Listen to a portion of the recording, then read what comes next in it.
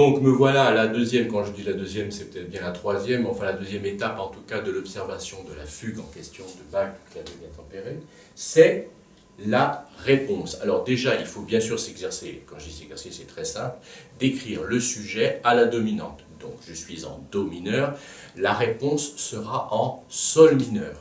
La majorité, l'écrasante majorité des fugues ont leur réponse à la dominante, dans la tonalité de la dominante, donc Do mineur sera Sol mineur, mais attention, il existe des fugues, qui ne sont pas négligeables, il y en a quand même pas mal, dont la réponse est à la sous-dominante et non pas à la dominante. Donc ce serait, quand la fugue est à la sous-dominante, si je suis en Do mineur, la réponse serait donc en Fa mineur. Les fugues qui ont une réponse à la sous-dominante sont des fugues qu'on appelle des fugues plagales. On fait allusion dans le terme plagale à la relation entre tonique et sous-dominante, alors que la relation entre tonique et dominante est d'une autre nature. Voilà. Alors on pourrait dire, je pense que ça a été dit d'ailleurs, je ne sais pas où, mais enfin bon, moi j'emploie le terme évidemment comme tout le monde, je ne cherche pas l'originalité, j'emploie le terme plagale, mais il ne faut pas hésiter à employer le terme hautante. On sait bien que les deux éléments employés dans la terminologie des modes grégoriens sont les modes grégoriens se divisent en deux catégories qui sont les modes hautantes et les modes plagaux ou plagales au pluriel avec ls. Ça demande à être vérifié. Il faut faire attention, il y a certains pluriels en ls, on dit tonal, tonal au singulier, tonal au pluriel avec un s, pas tonaux. Hein. Donc alors il y a les modes, le type de mode hautante et le mode plagal. Donc c'est des termes, peu importe, je laisse ça de côté, mais on emploie bien le terme plagal dans la cadence plagale. Eh bien, on devrait pouvoir dire hautante aussi. Donc on devrait pouvoir dire les fugues hautantes et les fugues plagales.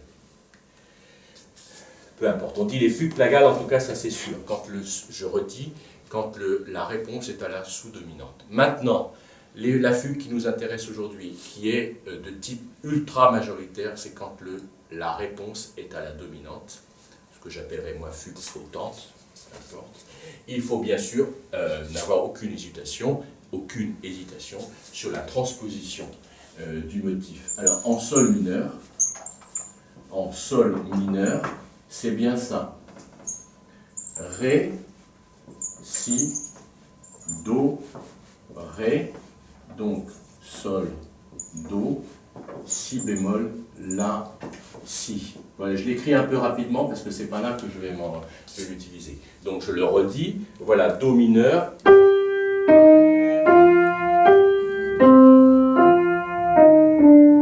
Voilà, Sol mineur.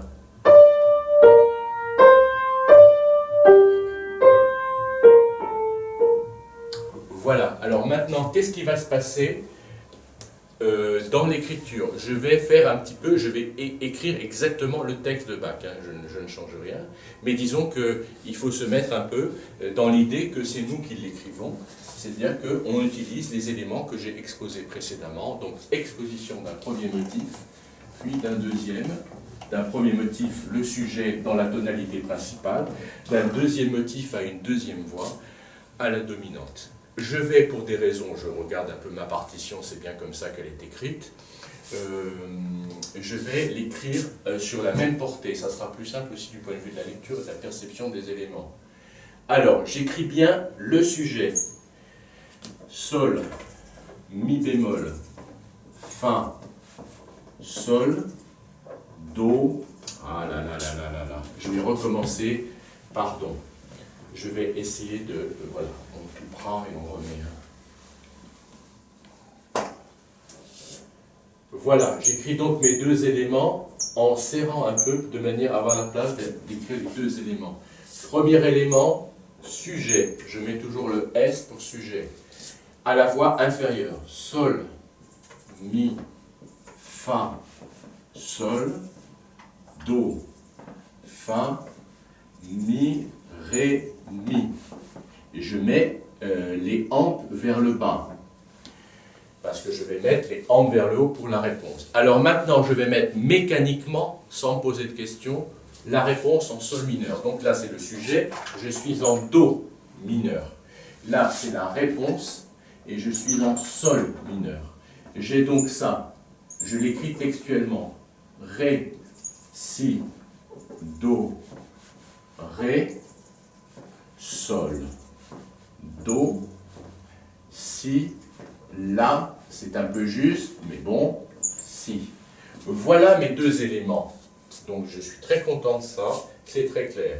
Maintenant, je vais m'apercevoir qu'il va y avoir un petit problème qui va se poser, d'où la notion que je vais développer, mais c'est extrêmement simple, je ne vais pas en parler beaucoup, de mutation. C'est-à-dire que si j'expose le sujet à la dominante, qui porte désormais le nom de réponse, eh bien, la correction totale est bien d'écrire Ré, Si, Do, Ré, à l'imitation de Sol, Mi, Fa, Sol, mais manque de chance, si j'ose dire, le Ré va frotter contre le Mi.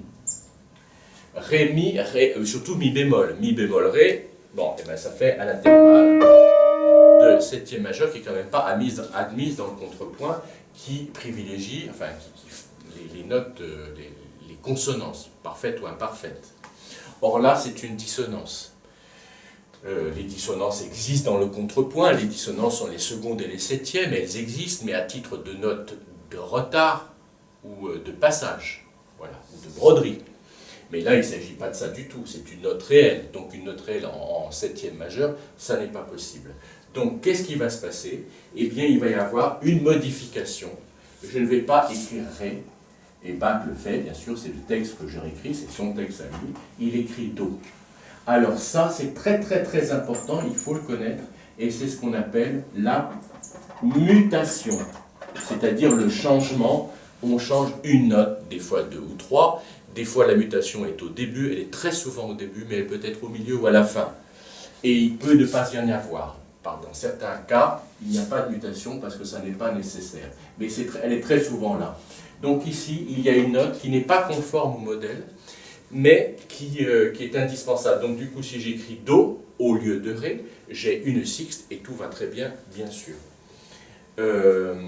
Il faut bien se rendre compte que l'oreille entend la mutation, elle entend les notes, bien sûr, mais elle ne se rend pas compte quand on entend les fugues. Il suffit de faire l'expérience, tout le monde l'a fait, tout le monde a entendu des fugues, en tout cas parmi les étudiants qui s'intéressent à la musique et qui veulent aller un petit peu loin, on a tous entendu des fugues, la grande toccata et fugue en Ré mineur de Bach, etc. Les mutations sont très souvent là, presque toujours, c'est pas du tout perçu, on ne se dit pas, tiens, il y a une note qui est différente, là non, pas du tout. L'oreille perçoit la même chose finalement, l'oreille est un peu trompée d'une certaine manière. Voilà le sujet.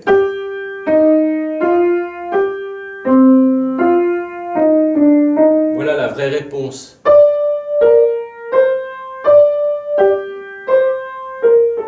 Eh bien, au lieu de Ré, Si, Do, eh bien on a Do, Si, voilà, Do, Si, Do, Ré. Eh bien, Do, Si, Do, Ré est associé par l'oreille au même motif. Il faut dire que c'est quand même très ressemblant, hein, il n'y a pas, voilà. Et maintenant, si je fais entendre la succession des deux, allez, je le fais. Do.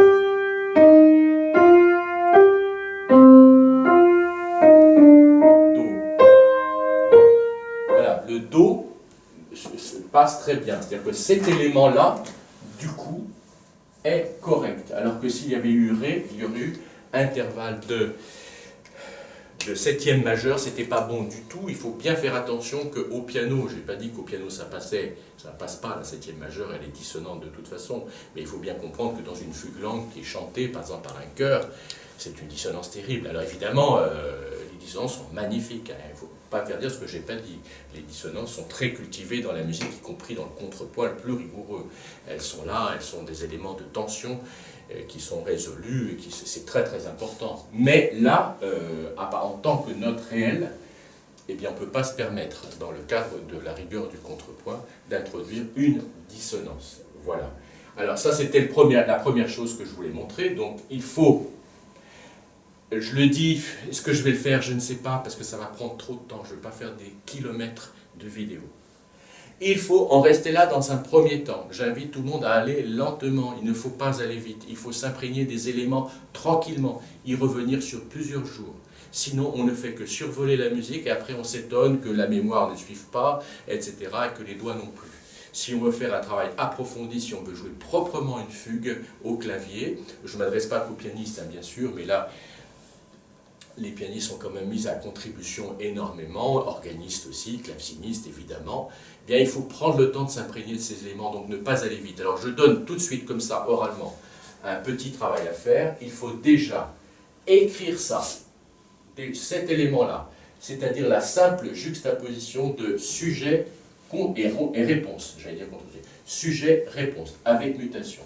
Ensuite, deuxième travail, il faut le faire, je vais peut-être le faire là, bon, j'ai dit que je n'allais pas le faire, je le fais rapidement. Le faire avec la réponse en dessous. Donc elle est en dessous, c'est un contrepoint renversable, donc il sera renversé. Enfin, il n'y a pas de contrepoint parce qu'il n'y a plus de notes, peu importe. Mais ce que je veux dire, c'est qu'il faut déjà avoir une pratique naturelle, simple, de la juxtaposition de sujet contre sujet, réponse à la dominante, avec mutation. Et le transposer. Je vais peut-être le faire une fois ici. Hein, je prends un peu le temps, allez, je crois que c'est important. Donc je montre un petit peu d'une certaine manière ici dans cette vidéo comment s'y prendre dans cette première étape du travail. Donc déjà, mon sujet et la réponse à la partie supérieure. Le sujet en Do mineur, la réponse en Sol mineur avec mutation.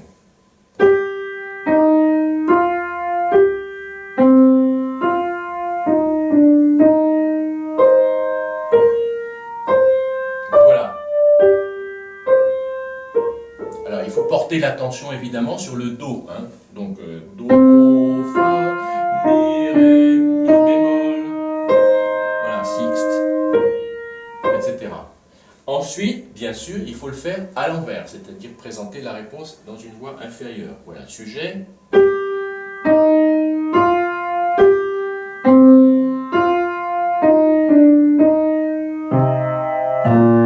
Voilà, etc. Bien sûr. J'ai oublié une chose, tiens, entre parenthèses, je vais la rectifier. Donc on a bien entendu ça, hein, quand là le Do, quand il est à la partie supérieure, il forme une sixte avec le Mi, quand il est en dessous, il forme une tierce avec le Mi. Il faut bien le réentendre. Une chose que j'ai oubliée, attention, il ne faut pas oublier ça, oh là là, surtout pas.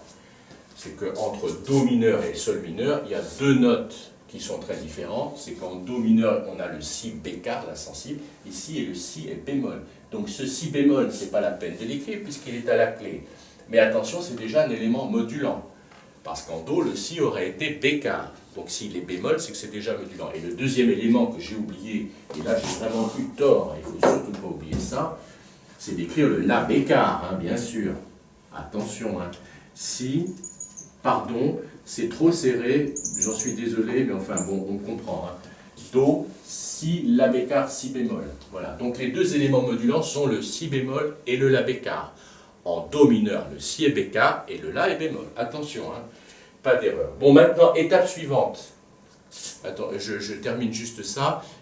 Il fallait aussi, allez, je vais le faire une fois, faire les transpositions, prendre des tonalités très différentes de Do mineur. La mineur, comme je l'ai fait. Alors, La mineur, Mi, Do, Ré, Mi, La, Ré. Alors, attention, maintenant, je travaille la réponse. Elle est en Mi mineur. En vrai Mi mineur, ce serait Si, Sol, Mi, La, Sol, Fa, Sol. Voilà, etc. Au lieu d'avoir Si, Sol, La, Si, je vais avoir La, Sol. Pourquoi? Parce que le La va sonner bien avec le Do, qui est la fin du sujet en La mineur. Voilà La mineur. Mi, Do, Ré, Mi, La, Ré, Do, réponse La, Sol, La, etc.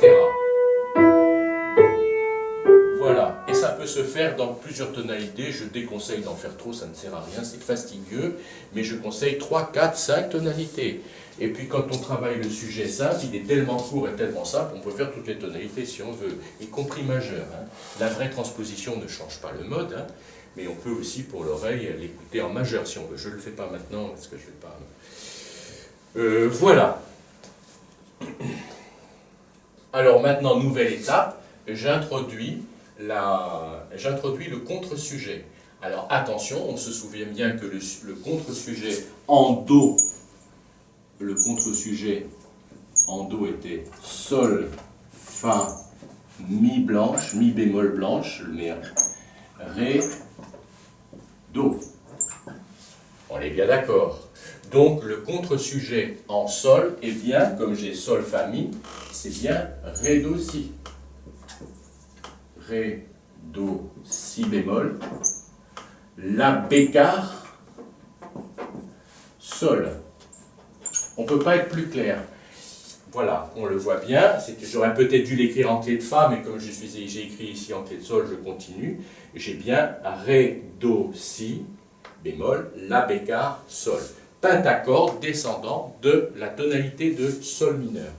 Donc j'ai bien tous mes éléments. Sujet, ça c'est sujet, ça c'est réponse, et ça c'est contre-sujet. Bon, j'écris ici un beau CS pour contre-sujet. Et ensuite, je travaille ça au clavier, j'enlève toute partition, je le fais de tête, c'est pas très compliqué, hein. Quand je dis de tête, je fais ça comme si c'était une épreuve intellectuelle de premier ordre. Ça l'est un peu quand les sujets sont complexes et les contre-sujets sont complexes, mais là non. Donc, je fais tout ici, j'ai bien. Alors, j'expose tous les éléments séparés. Sujet, sol, mi, fa, sol. Voilà, une chose. Réponse en sol avec mutation. Bon. Et contre-sujet en sol. Ré, do, si, bémol, la bécard, sol. Quand je fais tout, j'ai ça.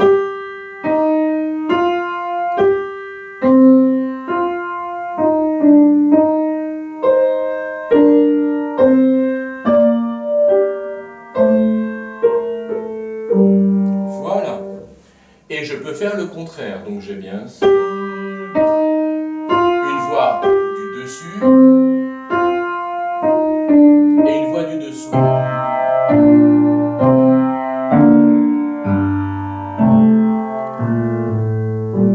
Voilà, on a déjà un petit ensemble, c'est très peu par rapport à la fugue, qui est longue évidemment, enfin quoique les fugues du clavier bien tempéré, oui elles sont bien développées, mais elles le sont moins que certaines fugues d'orgue qui sont très longues, ou les fugues de l'art de la fugue.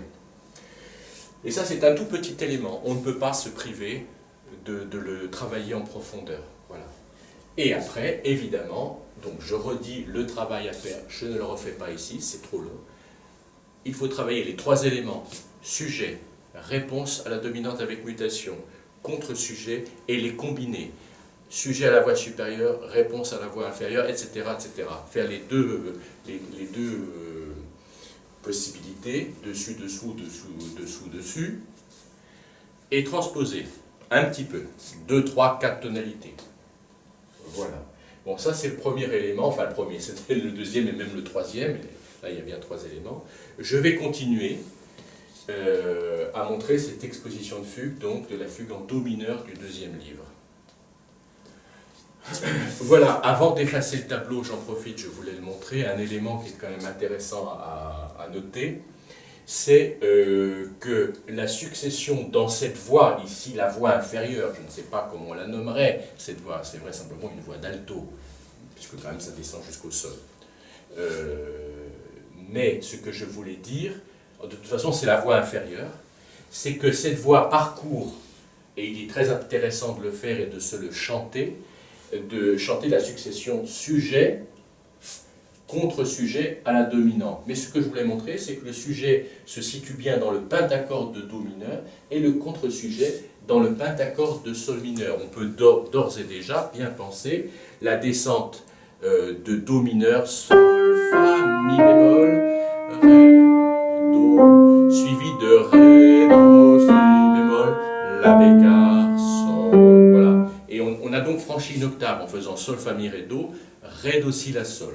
Maintenant, si je le fais de manière plus correcte que le simple énoncé comme ça, j'ai bien mi, fa, sol, comme je l'ai montré, sol, fa, mi, puis ré, do, si, la, sol. Il y a une grande homogénéité dans tout ça. Mi, fa, sol, fa, mi. Je joue sol, fa, mi en valeur longue, en reprenant mon propos précédent, en montrant que l'essentiel du texte, c'est ça, que ce sol, do, fa, ça ça n'est qu'une variante, une variation. L'élément essentiel est bien Sol, Mi, Fa, Do, puis j'ai contre-sujet en Ré en Sol mineur, qui fait que pour moi aussi, du point de vue de la mémoire, de l'imprégnation du texte, je fais plus consciemment encore l'élément successif sujet contre sujet.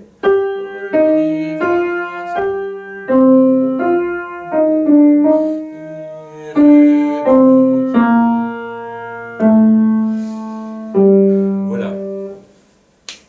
Ces éléments, pour moi, en tout cas, sont très importants. Si on veut maîtriser les choses, il faut rentrer dans le sujet, vraiment, c'est à lui dire, comme j'ai déjà dit, en profondeur. Sinon, on est en surface et on est toujours...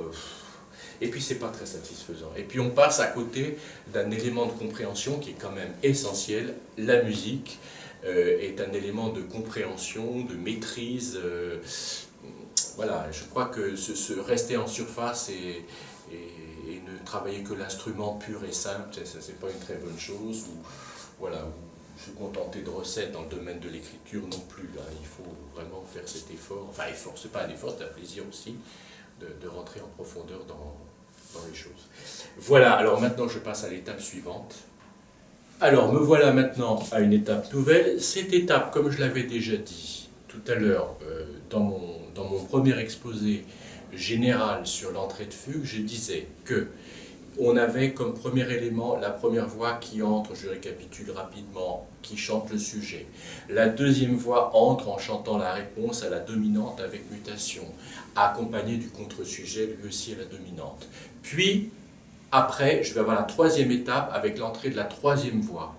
Mais j'avais dit en écrivant sur le tableau, qu'on s'en souvienne et qu'on peut le regarder facilement et y revenir avec la vidéo, j'avais dit qu'entre l'exposé des deux premières voix et l'entrée de la troisième voix dans le ton principal, il y avait souvent une section que j'avais figurée par un petit couloir vertical, une section qui était une section libre de retour à la tonalité initiale. C'est le cas ici. On le voit très nettement, j'ai écrit donc ça sur le tableau. J'ai bien ici sujet, ici réponse, contre-sujet ici, et alors attention, j'arrive ici, je coupe ici, cet élément ici, le revoilà ici, sol, si bémol, l'arrivée en sol mineur. J'étais donc bien en do mineur ici, puis en sol mineur ici, et maintenant j'ai cette fameuse séquence qui va de là à là, qui fait aussi finalement, qui est ici l'équivalent en longueur du sujet. Le sujet fait bien, eh bien, que dire, j'allais dire deux mesures, en fait, pas tout à fait, il en fait, on peut dire presque trois, parce que c'est bien une première, une deuxième et une troisième. Je ne sais pas si on doit compter l'une ou l'autre, peu importe. En tout cas, la longueur de cet élément intermédiaire de retour à la tonalité principale de do mineur est de même longueur, grosso modo, pas que grosso modo. Une mesure, deux mesures et une blanche. Une mesure, deux mesures et une blanche. On est bien d'accord. Voilà. Alors ici, je ne vais pas trop m'y attarder, pardon. Simplement, je montre un élément contrapuntique. On est bien à deux voix ici. Eh bien, je parlais tout à l'heure de dissonance. Là, les dissonances sont vraiment mises à contribution. Et je disais que les dissonances dans le contrepoint sont essentiellement les dissonances dues à des retards. À des retards. C'est-à-dire que je peux très bien avoir...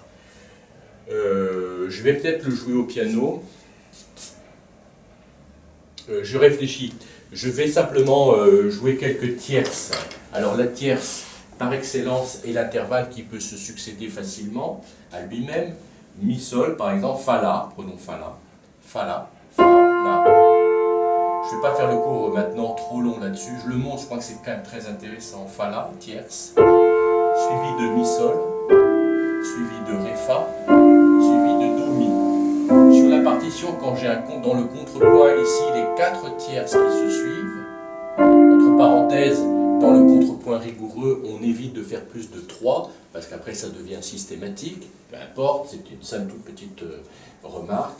Là, enfin, je joue 4 tierces successives. Ces 4 tierces vont toutes les 3 être notées par le nombre de leur intervalle. Sur la partition, on notera bien 3, 3, 3, 3. 3, 3, 3, 3. Eh bien, je peux avoir ça.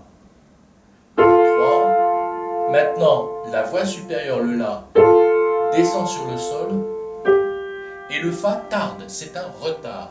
Donc c'est 3, 2, 3, 2, 3, 2, 3. Voilà. Je l'entends mieux dans le médium grave. Par exemple ici, Fa La. 3, 2, 3. C'est un procédé extrêmement courant de contrepoint. C'est un genre de tuilage où à chaque fois, une des deux voix retarde, crée une dissonance et doit se résoudre sur la consonance. Donc on peut écrire, je le fais remarquer ici, c'est très important. Avant même d'étudier le contrepoint de manière extrêmement approfondie, il faut déjà y jeter quelques coups d'œil, même prépassager, déjà s'imprégner un petit peu de ces procédés. Ici, par exemple, on voit bien 2 tierces consécutives qui sont droites, enfin qui sont tierces, tierces, unisson. Ici, je pourrais noter 3, 3, 1. Do, mi, si, ré, do. La tierce se refermant sur l'unisson do, do. Ici, de la même manière, j'ai des tierces consécutives. Dans la mesure où je ne vais pas trop écrire, je le fais remarquer sur le tableau. Sol avec un saut d'octave, sol, sol. C'était mon sol d'arrivée là-bas, sol, sol. Mais j'ai bien sol, si, fa, la, mi, sol, ré, fa. On les voit bien. Sol, si, tierce. Fa, la, tierce. Mi, sol, tierce. Ré, fa, tierce. Je les joue. Sol, si bémol. Fa, la bémol. Mi, sol. Ré, fa. Sol, si bémol. Sol, si bémol. Fa, la bémol, pardon. On les entend bien. L'oreille est très importante. Hein. Mi bémol, sol. Ré, fa. Voilà. Je les joue bien. Or ici, qu'est-ce que j'ai? J'ai sol, le haut bouge, le reste, le bas reste. Donc il crée la dissonance de seconde mineure en plus.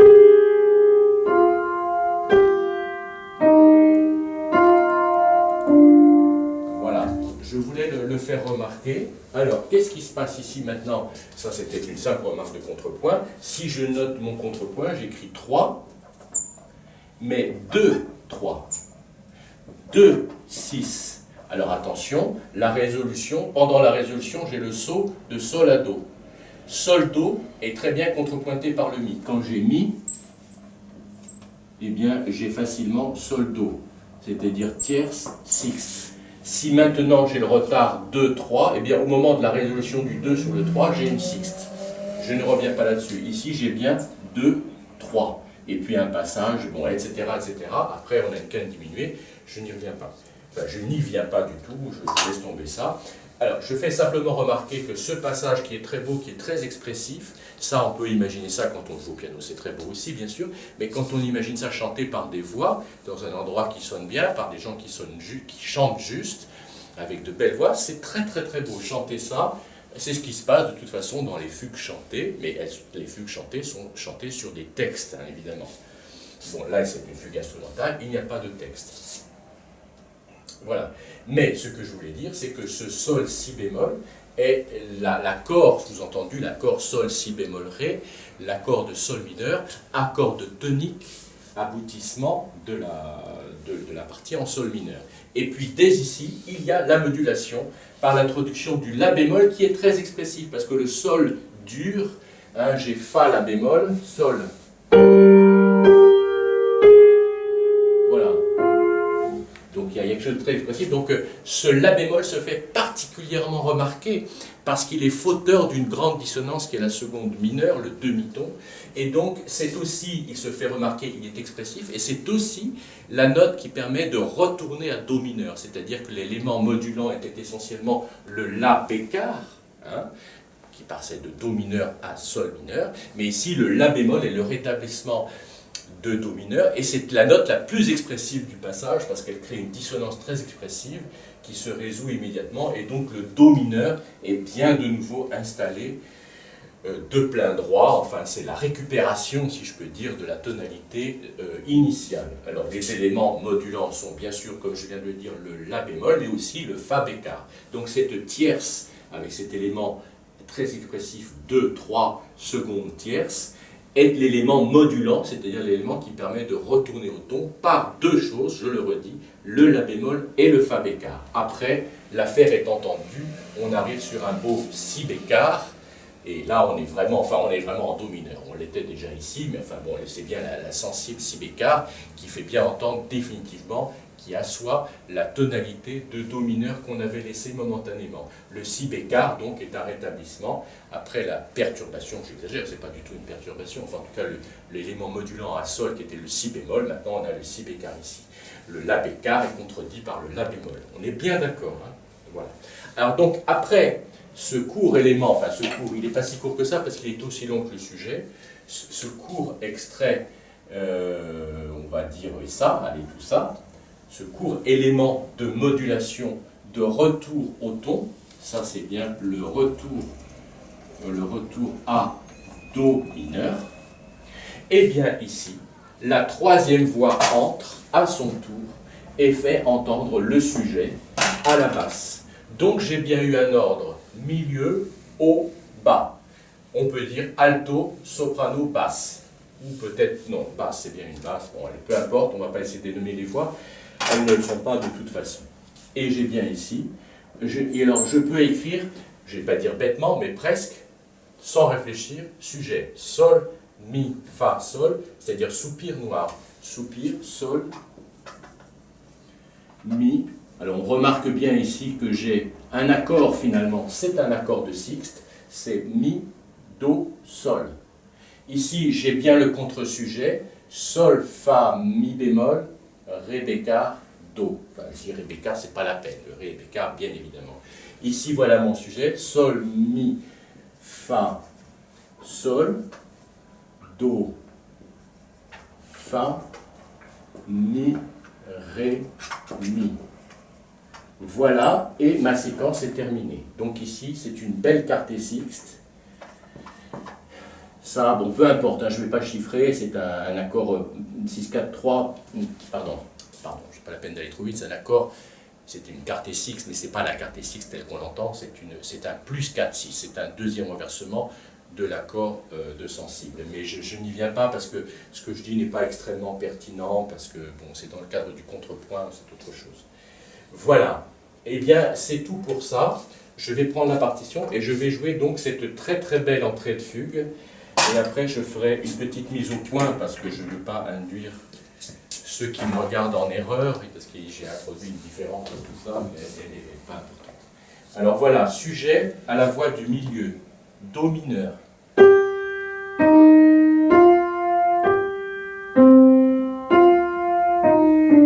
Réponse en sol avec mutation.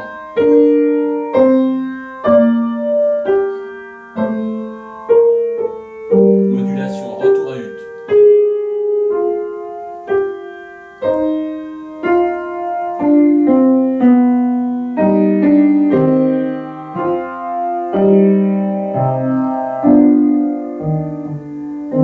Voilà, je ne vais pas continuer à dire, je crois que c'est clair. Donc je le remontre au tableau, je ne pense pas que ce soit nécessaire, je pense que c'est évident. Sujet en Do mineur. Réponse en Sol mineur avec mutation, contre-sujet en Sol mineur.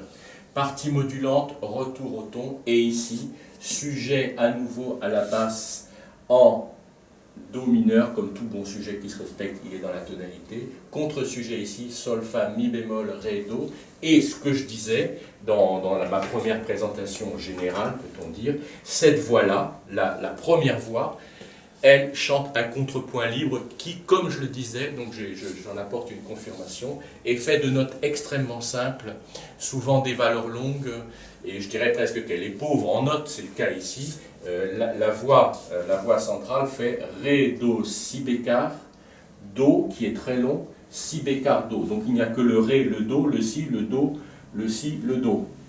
Je ne vais pas la jouer seule, hein, c'est bien ré, bon, etc. On l'a compris. Alors je rejoue tous ces éléments et j'essaye de laisser le tableau visible. Voilà, je crois qu'on voit bien tout ça. Donc j'ai bien voix du milieu, sujet.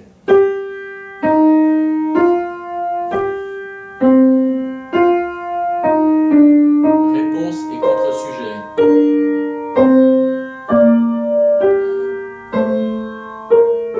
Retour à do mineur.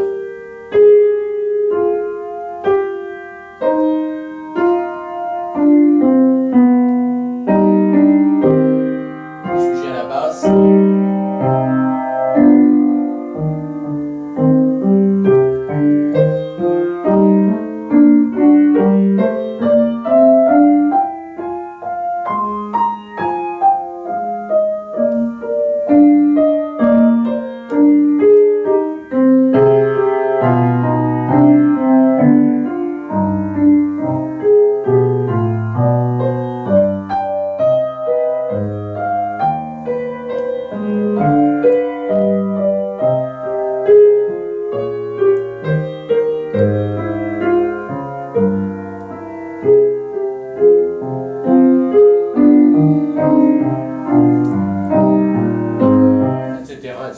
Je me suis permis de jouer un peu plus. Voilà, donc la fugue évidemment se développe et on pourrait évidemment prendre chaque mesure et chaque mesure l'analyser soigneusement comme je viens de le faire de manière très précise. Alors après, évidemment, j'arrête là pour aujourd'hui pour ça. Je suggère aux étudiants qui sont vraiment intéressés par ça de travailler de nouveau ça. Alors, il ne s'agit pas de transposer, ça ne sert à rien. Écoute, on transpose les éléments qui nous intéressent. On retranspose le sujet, on transpose la réponse, etc.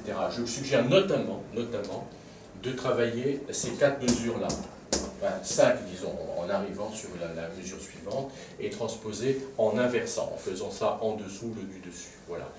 Et j'invite tout le monde à travailler ensuite les fugues en les observant de près.